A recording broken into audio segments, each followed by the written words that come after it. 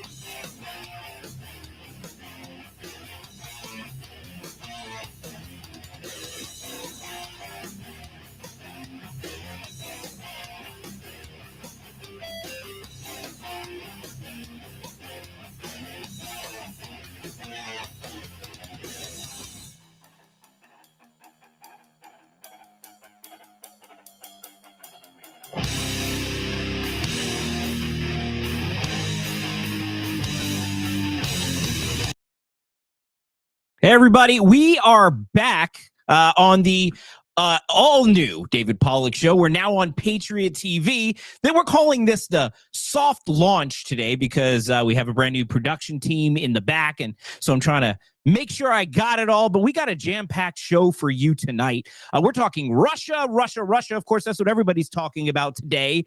The meeting between President Zelenskyy and a coalition of EU leaders in the White House. Joining me very soon to break it down is very special guest George Papadopoulos, a good friend of mine who's always such a supporter of the show. We'll also dive into President Trump's proposed executive order on mail-in voting because there wasn't enough news breaking today, and shocking new poll numbers following that historic summit with Putin in Alaska, and an update on the fight to restore prayer in schools and the viral TikTok videos shaking up the debate. Plus, Joy Reid is at it again with another racist rant, and we'll check in on how D.C. crime cleanup is going as federal authorities continue their sweep of the Capitol, and all of that and so much more is coming up tonight right here on The David Pollack Show. Fasten your seatbelts. It's going to be a bumpy night. We don't have to tell you things are bad. Everybody knows things are bad. It's a depression. Everybody's out of work or scared of losing their job. The dollar buys a nickel's worth. Banks are going bust. Shopkeepers keep a gun under the counter. Punks are running wild in the street. There's nobody anywhere who seems to know what to do, and there's no end to it. We know the air is unfit to breathe. Our food is unfit to eat. We sit watching our TVs while some local newscaster tells us that today we had 15 homicides and 63 violent crimes, as if that's the way it's supposed to be. We know things are bad, worse than bad. They're crazy. It's like everything everywhere is going crazy, so we don't go out anymore. We sit in the house, and slowly the world we're living in is getting smaller, and all we say is, please, at least leave us alone in our living room. Let me have my toaster and my TV and my steel-belted radios, and I won't say anything. Just leave us alone. Well, I'm not going to leave you alone. I want you to get mad. Wait a minute. You ain't heard nothing yet. Wait a minute, I tell you. You ain't heard nothing. I want you to get up now. I want all of you to get up out of your chairs. I want you to get up right now and go to the window, open it, and stick your head out and yell, I'm as mad as hell, and I'm not going to take this anymore. I'm mad as hell! I'm not gonna take it anymore! I'm mad as hell! I'm not gonna take it anymore! I'm mad as hell and I'm not gonna take it anymore! I'm I'm mad as hell and I'm not gonna take it anymore!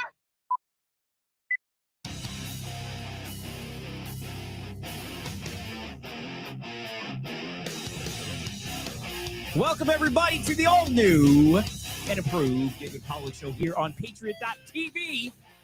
We're really excited tonight. We have a lot of breaking news today. You heard me preview it before the show opened. I have a whole monologue prepared for you about Russia, but guess what? I'm running late because it's our new show and Working Out Kinks, and I don't want to leave my next guest waiting. So I'm just changing it up a bit. And I'm going to go and let the man himself, who knows more about Russia than anybody, tell us about what's going on in Russia. And then I'll just do it in reverse, Pulp Fiction style. So without any further ado, because the man's popular and a lot of people want to hear his opinions, but you're getting it here before anybody else. Well, no, he's been on TV all day. But I want to welcome my good friend George Papadopoulos to the show. Great to be with you, David. Thanks for having me. Oh, thank you so much for joining. Look, this is a new network. We got a fancy new production crew. You've been on like every iteration of the David Pollack show.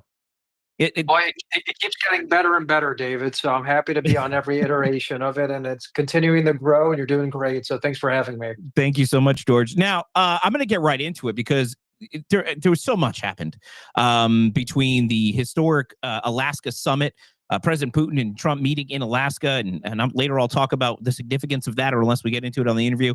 Then, of course, today you have Zelenskyy in the White House with a whole gaggle of European Union leaders, everybody coming down, seemingly motivated for peace. The mood was a little bit different, jovial. We saw Zelenskyy even wore a suit.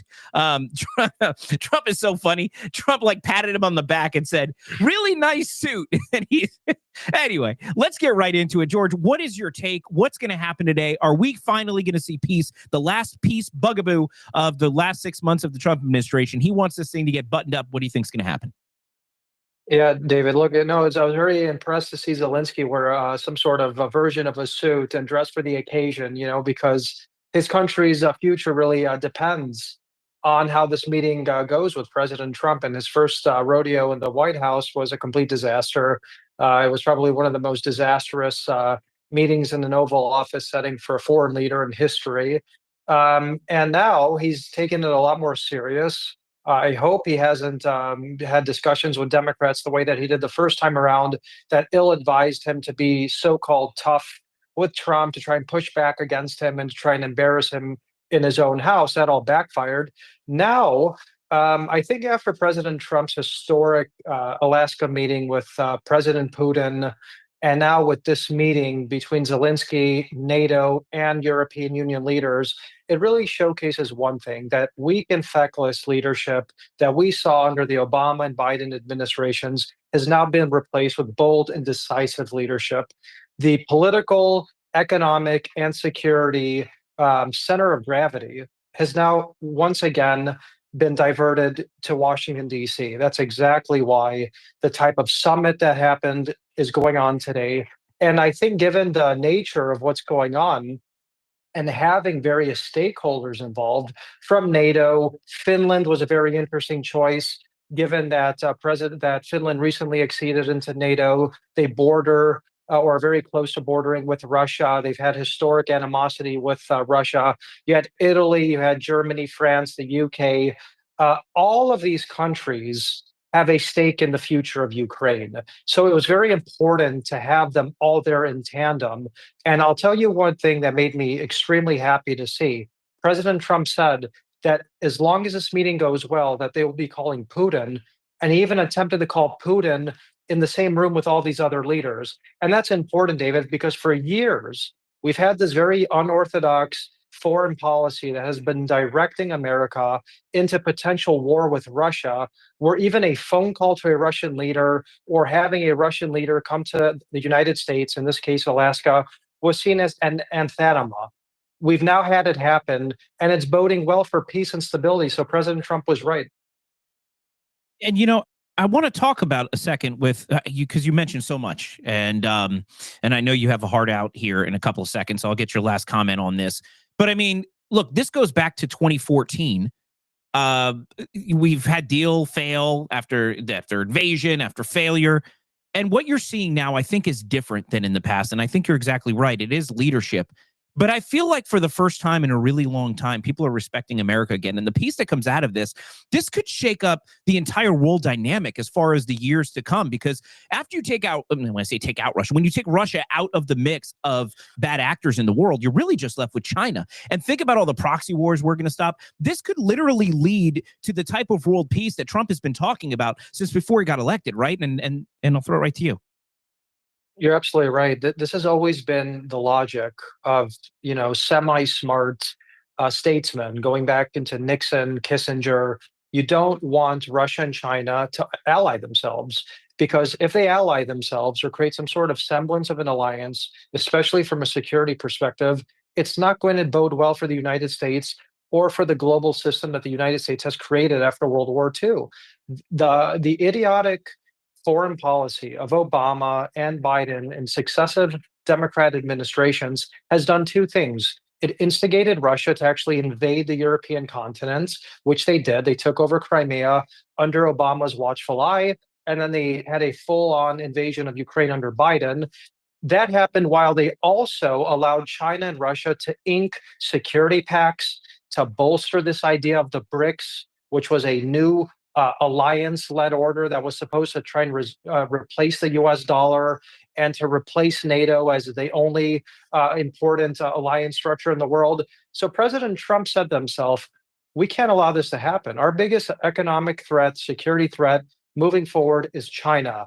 How are we going to have leverage with China if Russia and China are allied, if the BRICS alliance is stronger than ever before, and Russia is invading the European continent and showing that NATO is a feckless paper tiger? You can't do it. So with the strike of a pen and a summit in Alaska, now this move in Washington, D.C., and a potential peace agreement between the United States, Russia and Ukraine and Europe, that's going to isolate China. And that, at the end of the day, is in America's interest, not having this forever war with Russia or Ukraine. Yeah, I agree with you completely. It's a brilliant take. I love having you on the show for exactly that reason. You're saying what everybody else wants to know, and I appreciate you so much. Thank you for joining. I can't wait to have you back again. I know it's a very busy day for you, considering this is your area of expertise, and I'm sure we're going to talk a lot in the weeks to come, but I think we're on our way to peace. And George, thank you so much for joining, and we'll talk again real soon. Thanks so much, David. I was going to take a break here, but I'm not. Producer Dixco, I'm going to stay on for a little bit because I had to throw this thing around a little bit for the time constraints. But I want to give the viewers a little bit of background. And you heard what George Papadopoulos said. George is so smart. The smartest guy and the nicest guy. You've never met somebody smarter and nicer than George Papadopoulos. But you heard what he said. I mean, this has the potential of bringing us the type of peace that we've only dreamed about. You know, when like the Miss America models get on stage and I really want world peace. Donald Trump might as well enter the bikini contest. I know some of you would like that at home because he's actually in the position to bring about world peace. Because exactly like George laid out, when you separate China from the rest of the mix, now we can deal with China one-on-one. We already are negotiating historic deals with China. And China's not our enemy either. Let me be very, very, very clear right from the get-go. If you grew up in the 80s like me, because I'm old, maybe I'm young, depending on who's watching. By the way, my audience on X, when I look at my demographic, 55 to 65-year-old females, it's 75% of my audience. So I guess I'm a young buck. But the thing is, my whole life, Russia's always been painted as the enemy. And as our enemy, we were supposed to be like, oh, it's Russia's bad. You know, whether it's Top Gun or Rocky, Russia's been our enemy. But as you saw in the Alaska summit over the weekend, we were allies, especially during World War II. It's thanks to Russia that stopped Hitler's march north. It allowed us to make significant gains in World War II. Russia was our ally in that. We haven't been mortal enemies for our entire existence. Yes, we've had our disagreements. Don't forget the whole Cold War and all. We all thought we were going to have a nuclear war. People get upset if I don't say that right. I don't even know if I said it right. I don't even care. But the idea is we share each other's rockets to space. We share a space station. We have a lot of agreements with one another with respect to a lot of different things. But all of a sudden, you're supposed to listen to politicians in the media, and Russia's supposed to be our enemy. And it seems like the left wants these perpetual wars with Russia. Yet, at the same time, they want peace in Ukraine. I don't know what they want. Do they want the war to continue? There's protests. I have videos of it. Maybe I'll get to it later. But look, here's what you have to understand. This conflict with Russia, the one that Trump is solving today, hopefully, this didn't just start, by the way. You have to go back to Obama. And this is what George said about ineffective leadership. You have to go back to Obama. Because under Obama was when Russia annexed Crimea. Remember this? Remember when Russia went to Crimea? It was this whole big deal. And Obama was like, well, this is a red line. And then Putin said, ha, ha, ha, I see a red line. And I step over it. That's a terrible Russian accent. But he did it. And then what happened? Oh yeah, this is really bad. You shouldn't do it. It's going to have serious consequences and sanctions. Guess what? Russia did it anyway. Then Trump becomes president, and everything shifts. They approve military aid to Ukraine, including Javelin anti-tank missiles. You remember all of this? This wasn't a departure from the Obama approach, and it signaled that America was willing to arm Kiev more directly. And it's worth noting, on Trump's watch, Russia didn't launch a full-scale invasion. It wasn't until Biden was president that they did. February of 2022, Russia crossed Ukraine's border in a massive escalation. This has been going on for 3 years. The United Nations has verified 12,654 civilians have been killed, nearly 30,000 injured, and this summer, June and July, was some of the deadliest months for civilians in 3 years of fighting. 7 million Ukrainians had to flee, 3.5 million remain displaced, and Russia still occupies about 1/5 of Ukraine. The financial cost, Ukraine's infrastructure damage is estimated to be $170 billion. The World Bank says recovery will take $500 billion across the next decade. And on the battlefield, the estimates are incredible. Over 122,000 Russian soldiers dead, with U.S. intelligence estimates putting Russia total killed or wounded at more than 750,000. Ukrainian losses between 600,000 killed. This war has been one of the deadliest in modern history. And yet, you have some protesting it should end, and it seems like the left wants it to continue perpetually. You saw Trump shift from giving money to Ukraine for weapons, which were going to be used in war, to giving money to the NATO allies as a deterrence. I know Trump said, I will end this war on day one. And everyone's, oh, you didn't end the war. Where are the Epstein files? The reality is, 6 months after Trump became president, we have peace throughout the world. Don't forget the ceasefire between Iran and Israel. Just today, the framework for a ceasefire between Gaza and Israel is announced. You have the peace in Congo for the first time, and I can't even remember when. The world is much safer. Don't forget all the terror proxies, too, that are gone. In Syria and the Houthis, we have a ceasefire with the Houthis in Yemen. This last piece of the puzzle with Ukraine. Now we have a summit. We had Putin in Alaska. We had Zelenskyy today in the White House with all of the EU coalition.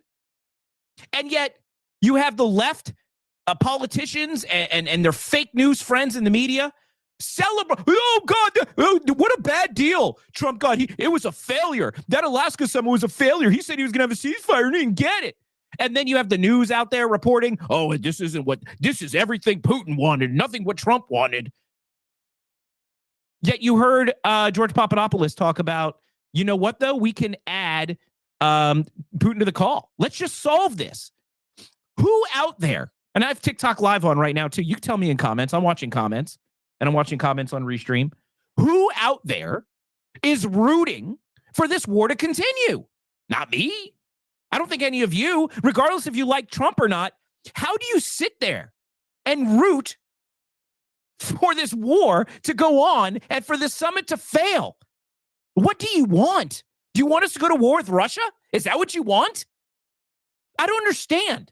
Everybody around the world, in Europe and in America and in Russia and Ukraine, even in China, everybody should want this war to end. Everybody should be cheering at the fact that right now we have a coalition of world leaders, even people who hate Trump, in the White House, solving this war once and for all. And you guys are criticizing him because it didn't happen soon enough? Are you freaking kidding me? Anyway, I have so much more I wanted to say on this. I have clips. I have all kinds of things. I'm not going to play any of them because I got to go to break. And when I come back from break, we're going to have a whole panel discussion, and maybe I will move this discussion into the panel discussion because there's really so much to talk about here. This is a huge deal. So let's do this. I'm going to go to break. Don't go anywhere.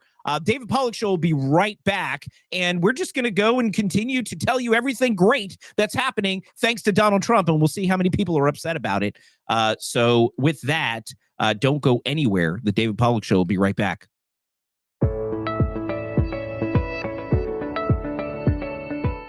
I'm Scotty Cahill, and I'm the founding partner at FinSec Life. FinSec Life is an independent agency that works with a multitude of carriers that brings the best pricing to each client we serve.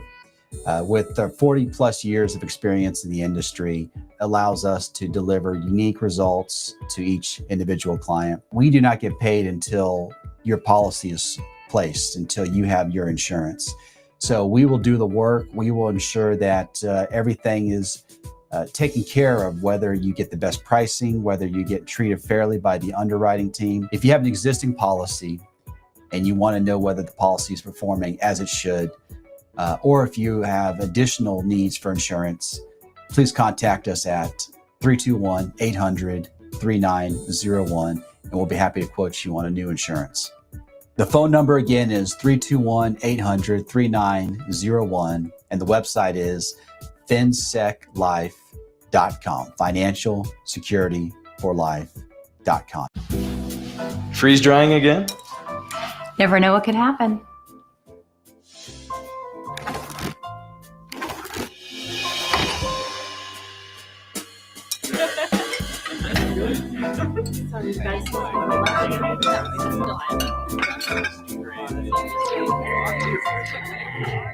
Whatever the future may bring, dinner can be certain. Visit patriot.tv/harvest today. If you're like me, you don't necessarily like to go to the doctor unless you absolutely have to. I know a lot of you out there don't go to the doctor at all. That's great. Some of you love to go to the doctor. That's great. We all have our preferences. Our medical needs are fulfilled. We live in a nation where, despite all of the challenges we have, we still have the best bad option when it comes to healthcare. But sometimes you know exactly what you need. You know, for example, if you need ivermectin, you know if you need antibiotics or UTI treatments or chronic meds or symptom relief medications. This is why we work with our fantastic partners over at Jace Medical. You can learn more about them and work with them by going to patriot.tv/meds. That's patriot.tv/meds. And you can pick up a whole bunch of things. They got tons of products now. And I know there's a lot of companies out there that offer similar products, but these guys have been doing it for a very long time. They are the OGs, so to speak. And they have been able to innovate and advance in ways that other companies simply can't. They get mimicked a lot, they get copied a lot, but you can't do better than what they have over at Jace Medical. Their Jace case, for example, has improved. It used to be 5 antibiotics, and that's great. That was important. I've had 2 of them. But now they've added another 5 for symptom relief meds, vital symptom relief medications. Of course, the aforementioned ivermectin. They have kits for cruises. If you're going on a cruise this summer, man, so many different options they have. Go to patriot.tv/meds, patriot.tv/meds, and see how their telehealth system is able to work for you. They just send the meds to you via mail. It's awesome. And best of all, you don't have to go to the doctor.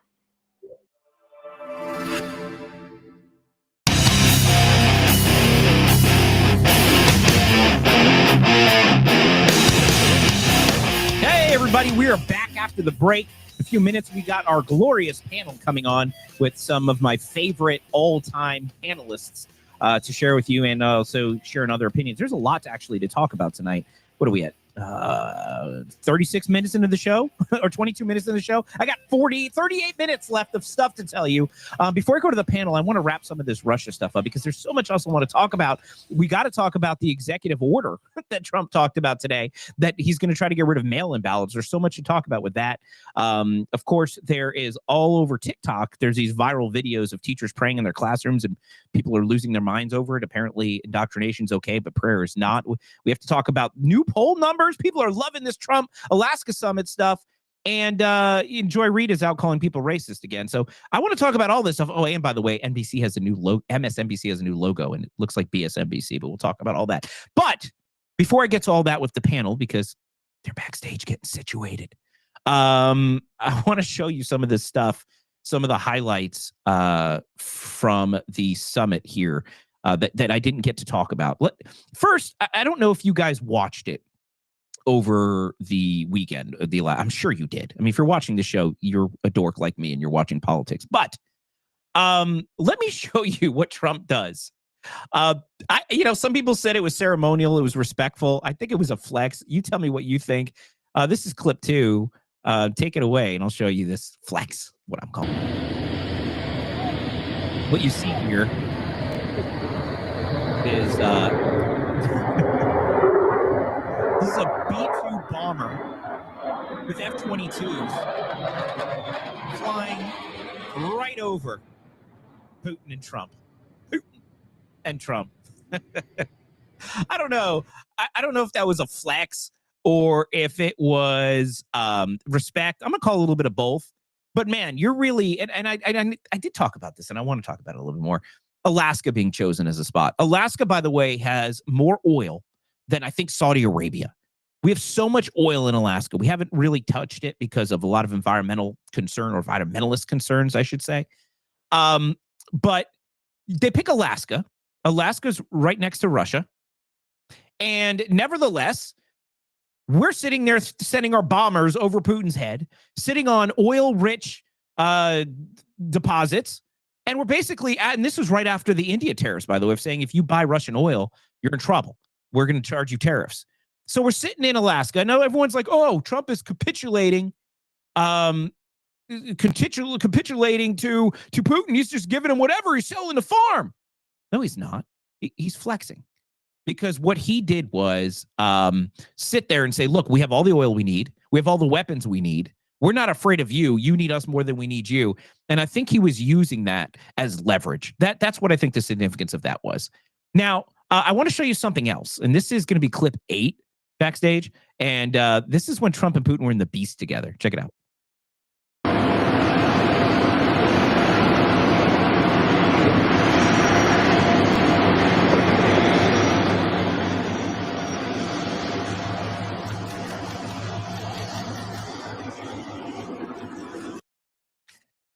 Let me tell you what I love about this. And this goes back to what I said before we went to break. Russia's supposed to be our mortal enemy. We're not supposed to talk to Putin.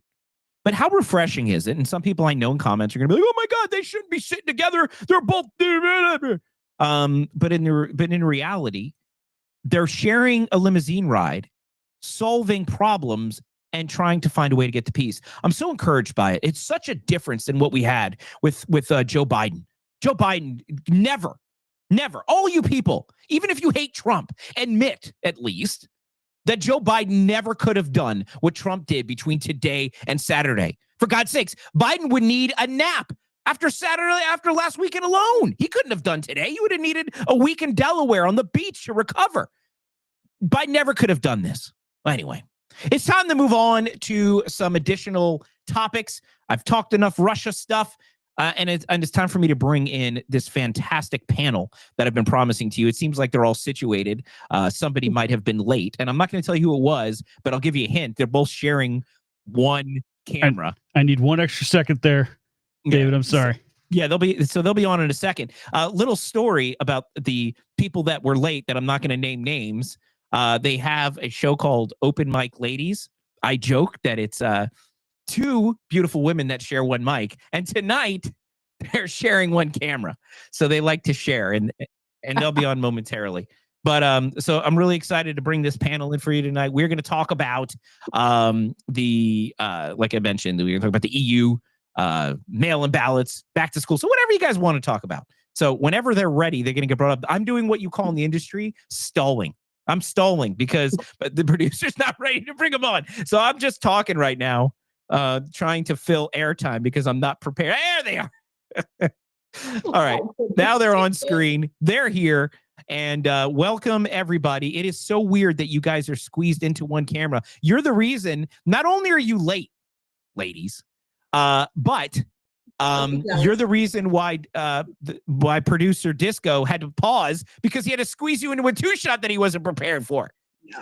You guys are on my trouble list tonight. Well, anyway, welcome Puppet Carlson, Heather, Allie, and Michelle, my favorite people on the planet. And for those of you on TikTok, you can't see this, but they're all here. And now we're going to talk. So I'm going to not waste any time and get right into it. First, let me ask how everybody's doing. I'm going to start with you. Puppet Carlson, how are you doing tonight? I'm doing great, Dave. Thanks for having me on the show. Great to be here with everyone. Hey, ladies. Hi, puppy. It would not be. It would not be a show without you, Papa Carlson, my co-hostess with the mostest, and my favorite puppet in the world. Heather, how are you doing today?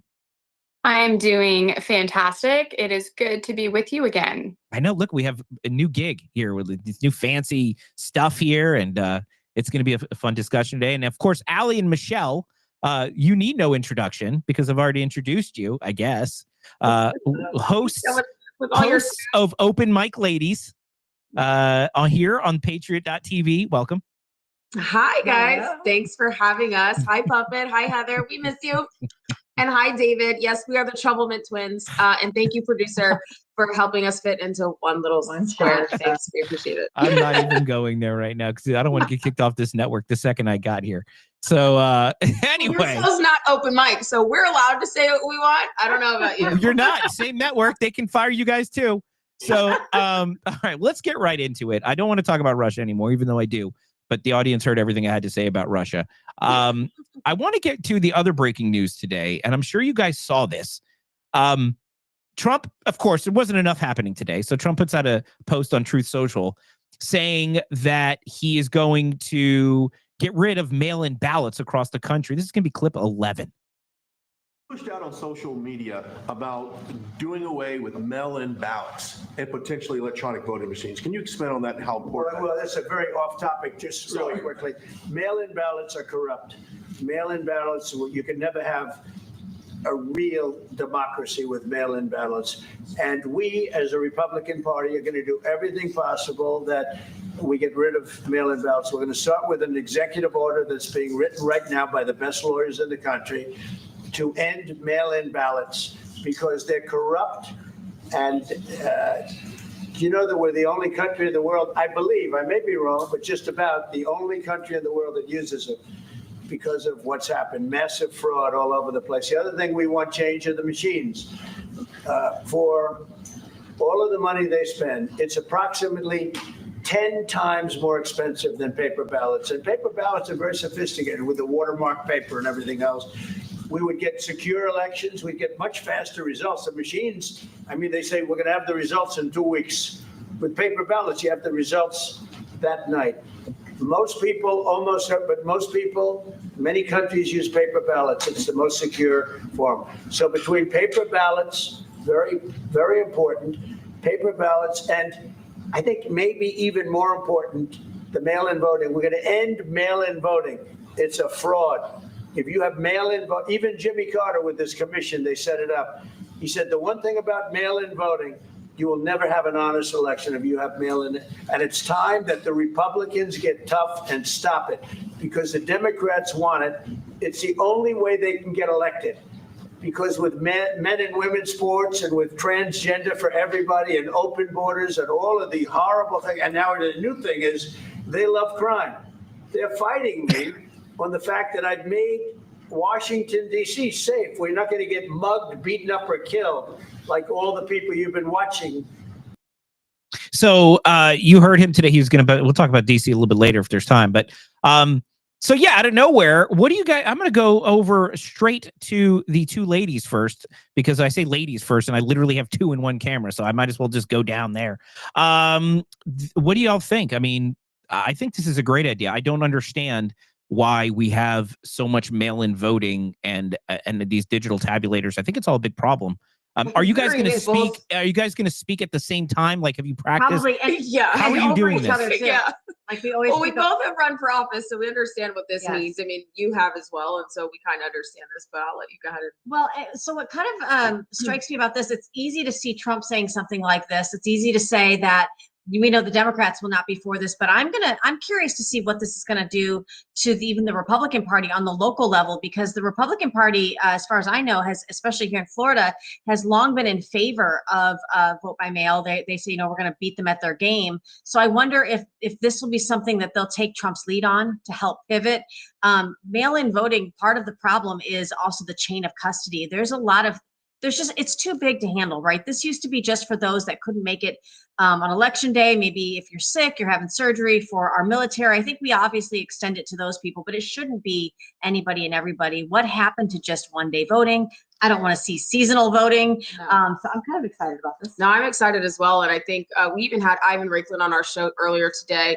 Guys, if you missed that, please make sure you catch that. He literally laid out how fraud got to where we got in this botched election. He essentially said that with the funding of gain of function research held by and done by Anthony Fauci, they were able to kind of implement this mail-in ballots, right? Because of COVID and their restrictions. And that's how we ended up losing the election in 2020. So there is a lot of room for fraud. And I think that President Trump is definitely on the right side of this. Yeah, I'm encouraged to see it. Heather, throw it over to you.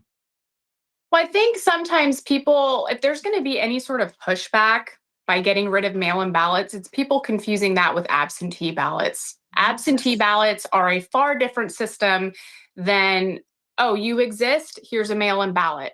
I was in the military, I was stationed overseas, I was able to get an absentee ballot, no problem.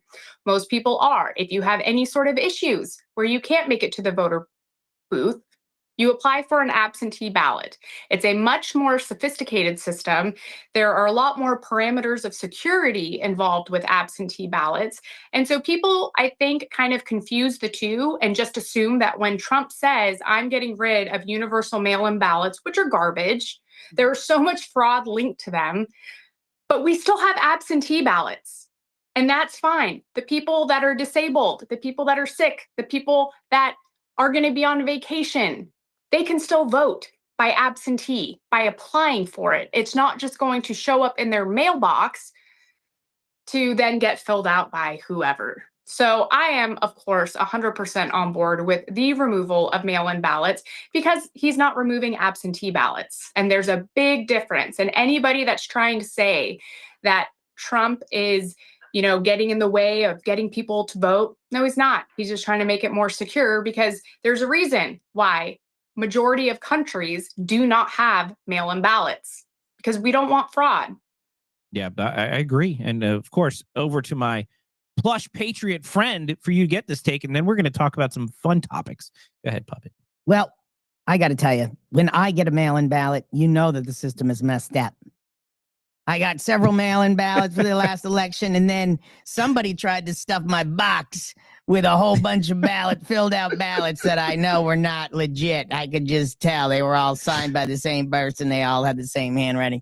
This is what's going on out there. And this is the kind of stuff that Trump is actually trying to solve and stop. But, of course, when the other side or somebody wants this stuff, it's really hard to combat it because they're combating everything that he tries to do. So let's fix it.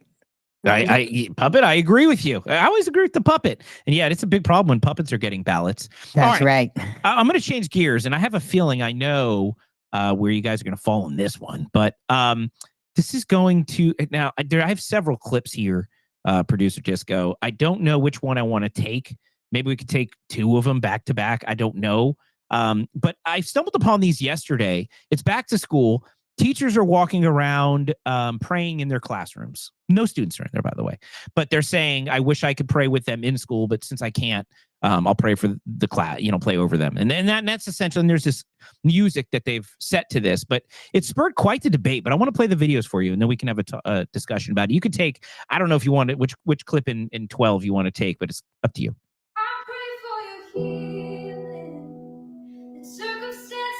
Change. I pray that the fear inside will flee in Jesus' name. I pray that a breakthrough what happened today. I pray miracles over your life in Jesus' name. So there's several clips there's several versions of that. That one, I mean, that account wasn't huge, but she hit like 4 million views on that video. She's not singing it, by the way. She's just walking. People assume she was singing it. Anyhow, of course, this spurs. I thought that was an ad for an American Idol show. I mean, it could be, but no, that's a real song from a real recording artist. Yes. That people are just using that sound on TikTok. But the idea is that there was 15,000 comments on that one video you just saw. 15,000 comments, and of those 15,000 comments, the majority of them were, "Thank God for this. I wish you could be my kid's teacher." I honestly looked for the negative comments because I wanted to poke fun at them. I couldn't find one. I poured through hundreds of comments, trying to find the negative ones. There was no negative ones.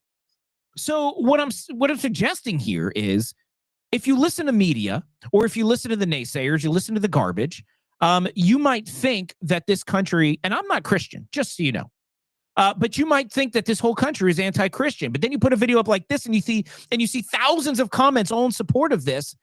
Gosh, I think, is that what's wrong with America?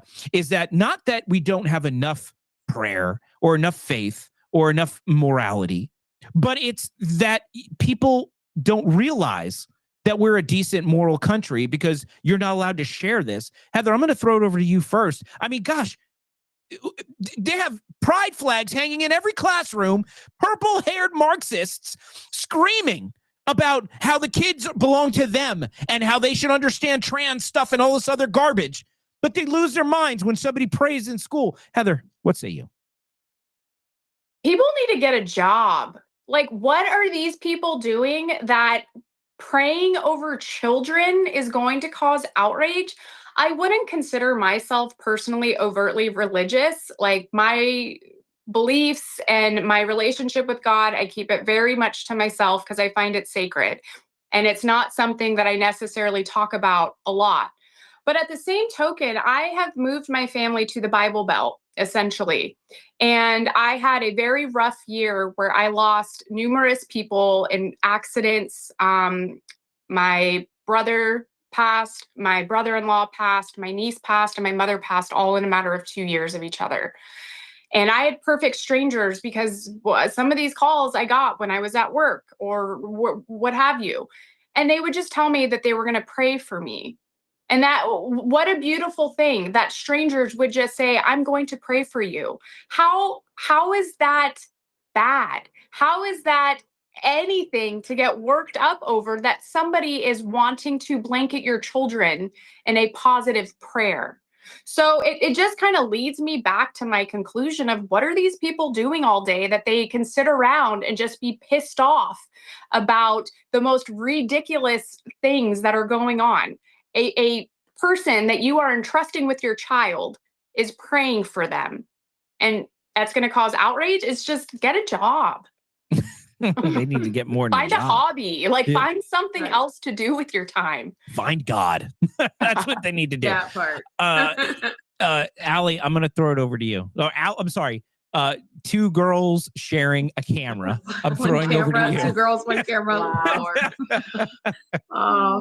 Okay, well, for me, I agree with Heather. I mean, they need to find something else to be outraged about. I feel like we're living in the age of, like, ridiculous outrage. It's fake. It's manufactured, right? And it's quite irritating, especially when you think about the kinds of prayer that they're doing in these classrooms. Like, I wish my children's teachers were able to do that. Like, I'm sure they do walk in touch every chair and just say, blessings for the kids and their learning. Like, we do that on our way to when I drop my kids off to school. But my problem is something that you just mentioned before you went to the segment is, people are outraged about this because it's a small segment on the internet, right? Like, people think that because the internet is real, it's not real life. There's the internet and social media is only a snippet of the amount of people in this world, especially in the United States. And so when you think that it's a loud majority, it's really not. It's just a small group of people that just so happen to get likes and shares because of hate. We all know that negative news makes more, has more traction than good positive news. So I think that's kind of where that's at. But I have no problem with this. I think this is amazing. I think just to double down on that too, David, I think part of the reason why sometimes we think that maybe the faith community is in the minority is because a lot of us were raised that you do keep something like that personal. It's kind of like politics and religion, the two things you don't talk about. As we've gotten our voice politically, and by we, I mean just middle class America, moms, whoever kind of got dragged into being more politically active. I think you're seeing the faith community do that too. We should show up and vote our morals. We should vote up whatever that is, whatever faith you are, that should lead you to make that decision when you're at the ballot box as well. So I think this teacher's doing it even respectfully. She's not doing it when the children are in there. She's choosing to have her private moment before class, and I think that's still done with a lot of dignity. So and it's almost like she's leading in her own way, like her own walk with her own mission as being a teacher, because that's not something that people just wake up and say, oh, I'm going to be a teacher. Like, it takes a very specific, special person to want to teach children. It's hard work. So for her to go into her before she goes to work, we pray before we get on any news or before we join and go to work. So I don't see why people are outraged about this, which they aren't. Obviously, you proved. So let me read something to you guys, because everybody on TikTok over here, I'm doing behind the scenes live over there. What do you think they're bringing up? Separation of church and state. Separation of church and state. It would be great if somebody actually read the Constitution and understood what that actually meant. It's called the Establishment Clause. Congress shall make no law respecting an establishment of religion. Essentially, it prevents the government from restricting your ability to practice the religion you want, or creating a state-sponsored religion. Dictating. Like saying that all you can be is. You want to say something, Puppet? So they can't. It restricts them from dictating. Correct. Right. What the religion might be. The freedom of religion is something that was very important to our founders because they were fleeing religious persecution in England. So they were very clear to say, no, the government will not say what my religion can or cannot be. Then there was some funky case law. I'll throw it right over to you, Heather. There was some funky case law where they created this wall of separation, saying that government can't aid one religion or all religions. And that led to another case that said school-sponsored prayer is unconstitutional. And then we have this lemon test that everybody knows about if you're a lawyer, that essentially just discusses whether there's a secular purpose with respect and no excessive entanglement, right? That's the test to see if something is in school or not. Prayer in school is not allowed, according to a bad interpretation of the law, in my opinion. I think it's time, personally, if we have the Supreme Court overrule Roe v. Wade and Dobbs, I think it is time for the Supreme Court to take another look at prayer in schools, because this whole idea that you have a moment of silence, we know what you're doing in that moment of silence. You're praying or you're not.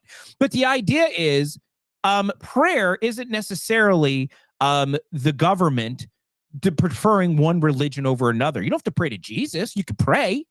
And that's the thing. So I think it's time, and I'd like to see one of these cases move up, and we'll see if there's anything in the works. I have to go and research it. But I think it's time for the Supreme Court to decide on whether or not this whole idea about prayer in schools is actually violating the Establishment Clause of the Constitution, because I don't believe, in my opinion, that it is. And I want to throw it over to Heather, Allie. Hold on, because I told her I would go over to her, and then I'm going to change topics here. Go ahead, Heather.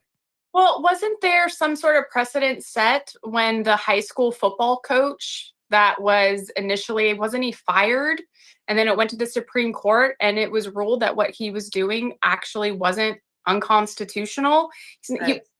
I believe where the separation of church and state, and please correct me if I'm wrong, would probably fall under if they forced people to pray with them and forced them to say things like Jesus or God or Muhammad or whatever people pray to, right? Like that is where, there should be some separation of church and state. But prayer is it is such a generalized term that to pinpoint it, that it has to be only Christians that's doing it, and how dare they do this?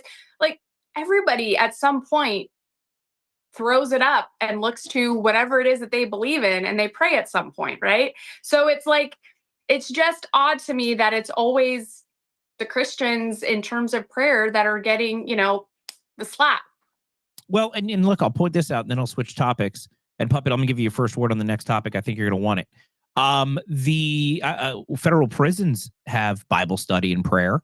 Mm-hmm. Why can't schools? The idea that we have kids getting beaten up in schools, no morality, kids engaging in risky behavior even as early as middle school, vaping and doing all kinds of things. Can it hurt? Can it hurt to connect kids with God before they go throughout their day with school violence increasing? And remember, I'm on TikTok Live, so I can't say certain things. But I mean, we know what's happening in schools. I think it's probably time that we introduce a little morality in our public schools. And anyway, that's what I wanted to say about this. But this next clip, Puppet, I'm going to go to you first right after this. This is going to get a little fun, right? We're going to lighten things up a little bit. This is Joy Reid, of course, our favorite from the soon-to-be canceled review. Other space. Joy Reid. Did you guys cover this or something? No, I just hate Joy Reid. Oh, okay. I don't like her. So Joy Reid is out there saying white people haven't invented anything. Here, check it out. This is going to be clip 14. They can't fix the history they did. Their ancestors made this country into a slave hell. But they can clean it up now because they got the Smithsonian. They can get rid of all the slavery stuff. They got PragerU. They can lie about the history to the children. They can't originally invent anything more than they ever were able to invent good music. We black folk gave y'all country music, hip hop, R&B, jazz, rock and roll. They couldn't even invent that, but they have to call a white man the king because they couldn't make rock and roll. So they have to stamp the king on a man whose main song was stolen from an overweight black woman. Puppet, you get to go first. Does the fact that she was overweight mean anything? Because that's the part that got me. So, it was an overweight woman who was really the king of rock and roll. That woman, there's a reason she's not on television anymore. Because she's terrible. She was terrible then, and she's terrible now. They had manufactured ratings and manufactured television program, and now she's where she belongs, which is somewhere where nobody watches her and nobody cares because she has nothing valuable to say. It's just constant, just division, and the division is important for these people. And it's the same way with the prayer in school, bringing it back to the last conversation. Without division, you can't have control. With division, you can have control. All of these things. Condemning teachers for praying in school or people from praying in school, putting blacks and whites against each other. All of this division is a control mechanism. It's all fuel to a fire. And when you look at that post, David, and you see all those positive comments, I think it proves that we are tired of it. Yeah, look, and I'm going to throw it over to you, Allie Michelle, for no specific reason other than you're there. What do you think of Joy Reid's comments? I mean, white people haven't. I think Joy Reid is racist. What? I think Joy Reid is racist. What? I think she hates white people, and I think she hates herself. And yeah, those are my thoughts. Well, you have to hate yourself if you're Joy Reid because you're forming your opinions and regurgitating Democrat Party talking points. And if anybody there knows history, right? Let's think about it. When they tried to desegregate schools, right? They wanted to unify schools. Only one state in the Union had a governor that stood in the schoolhouse doors to block that. George Wallace. Guess what party he belonged to? The Democrat Party. Yeah. So you know what? You're a self-hating bigot, Joy Reid. And you have really awful hair. That's all I'm going to say. Oh, my God. Those are shots fired. Heather, I'm going to throw it over to you for your last opinion on this. I mean, I'm not going to take advice or the word of somebody telling me about racism when they are so racist themselves. It's everything has just become with the sect of people so racialized. And so everything goes back to it. And it's just like, again, get a job. Oh, wait, sorry, Joy Reid, you got canceled. Sorry, Joy Reid, the network that you were on has now got canceled too. So clearly, these people's opinions are garbage. Nobody's listening to it. Nobody's buying it. There's like the little, it's so exhausting that it still exists and that I still have to see her face just, she's trash. Yeah, if some overweight black woman is the king of rock and roll, then she is the queen of a-holes. Okay. So look, here's where I'm at with this. I don't think Joy Reid or not all Democrats, or far leftists, I don't think they can accept the fact that this country isn't what they grew up hating. And I think they can't let go, because we don't live in a world that reflects Joy Reid's actual perspective of the world. I mean, if anybody's watching this show, look at the stream right now. The conservative base, the MAGA base, are more diverse in thought, in ethnicity, and in religion, and everything. You know, some of the best friends I have in the conservative movement are gay. But yet, if you listen to the left, the Trump supporters are homophobic. You know, it's this idea, this victim ideology that they've clung on to for so long in order to justify everything they haven't achieved in life. And they can't let go. Because in order to let go of the racist narrative, in order to let go of the idea that you're not a victim, would make them responsible for their actions. And Joy Reid, being an untalented, unfunny, bad haircutted person, you can't blame on racism. You could just say she sucks, and she doesn't want that. And so anyway, I think it's sad how desperately these people are trying to hold on to this division and hate and this language of can't, when we're in a time of can. And we're seeing that right now with Donald Trump. Ladies and Puppet, thank you so much for being here tonight on panel. This was awesome to have you here on the, I'm going to call it the soft opening of the David Pollack Show on Patriot.tv. Thank you so much for being here. Thanks, Dave. Thanks for having us. Bye. The panel's fun. We're going to figure it out. We're going to figure out how to work this all in. The show is going through a metamorphosis of figuring things out with this all-star producer in the back doing an amazing job. Those are some of my best friends on the planet that you just saw on this panel, whether it's the girls or the Puppet. And you need to follow. Oh, I forgot to even let people follow all of them. Guys, if you're on X, if you're on TikTok, if you're anywhere, you need to go follow Heather and Allie and Puppet. Puppet's at Puppet Carlson. Heather's at Liberty Valkyrie. Allie's at Real Allie Leg. And I don't know Michelle's handle because it's not on the thing. Wait, Michelle they're back Posey. On screen. At Michelle Posey. Oh, at Michelle Posey. How do you spell both? How do you Legge and Posey Pozzie? Yes. Okay, guys, go follow my friends. Thanks again. That was like one of those Miami goodbyes where they leave and then you say goodbye on the doorstep and then you go walk to the car and you say goodbye again and then they get in the car and then you roll down the window and you say a couple more things and then they finally leave. It was one of those. Anyway, guys, thank you so much for being here. We're back. Bye. They're back. We love you. Oh, God. You forgot your plate. You forgot your plate. Guys, I'm out of time. I have about 45 seconds left in the inaugural episode, but I wanted to kind of give you, and I don't even really have time for it, I wanted to let you know that the DC crime cleanup is doing really, really well, by the way. They have been protesting somehow. Democrats have been protesting that DC is getting clean. They really seem to want crime in DC. They're really unhappy that people aren't getting injured or becoming victims of crime. It's getting clean. It's quiet. They're cleaning up the homeless camps. DC looks like the nation's capital again. DC leaders are actually suing. They're arguing there's no crime emergency in DC. Really? The Democrats are suing, saying that there's no crime emergency in DC. It's one of the most dangerous cities in the country. People have been, I don't know if I could say these words because I'm alive somewhere. There have been a lot of very serious crimes committed in DC over the last few months alone. It is not safe. For residents, the areas are cleaner. They're more policed. People are no longer passed out on drugs in front of their houses. And somehow Democrats are upset with this. Let me tell you what's going to happen, and I'm going to tell you why they're upset about this. They're upset because they realize once you clean up D.C., you're going to have to clean up the rest of the S-hole blue cities across this country. The people are tired of Democrat leaderships. Once Trump shows us that it can be done, the left has no more excuses.